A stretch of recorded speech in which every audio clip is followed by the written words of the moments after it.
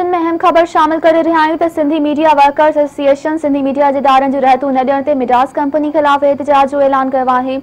कराची में Sindhi media workers association जो इजलास थियो, जंहिं में मेहरान टीवी जे director operation Iftikhar Hussain Vistro, Mehran TV जे chief reporter Qamar Memon, Sindh TV news सां वास्तो रखंदड़ नाले वारे सहाफ़ी anchor person Fayaz Naich, Sindh TV news जे chief reporter Shabbir Lashari, general manager KTN group Tanveer Sheikh, KTN news जे bureau chief Shakeel Soomro, Awaz TV जे director sales and marketing Aftab Tunio, Awaz TV जे ब्यूरो चीफ गाज़ी झंदीर शिरकत कई।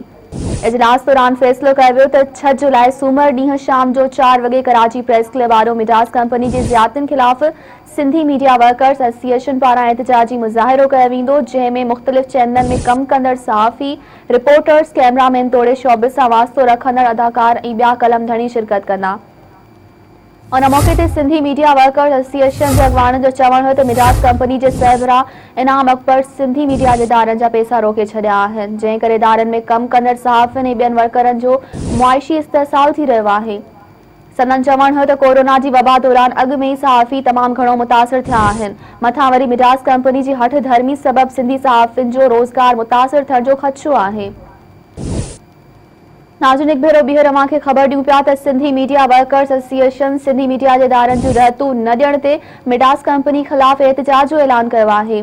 कराची में सिंधी मीडिया वर्कर्स एसोसिएशन जो इजलास थियो, जंहिं में मेहरान टीवी जे director operation Iftikhar Hussain Vistro, Mehran TV जे chief reporter Qamar Memon, Sindh TV news सां वास्तो रखंदड़ नाले वारे सहाफ़ी anchor person Fayaz Naich, Sindh TV news जे chief reporter Shabbir Lashari, general manager KTN group Tanveer Sheikh, KTN news जे bureau chief Shakeel Soomro, Awaz TV जे director sales and marketing Aftab Tunio, Awaz TV जे ब्यूरो चीफ गाज़ी झंदीर शिरकत कई।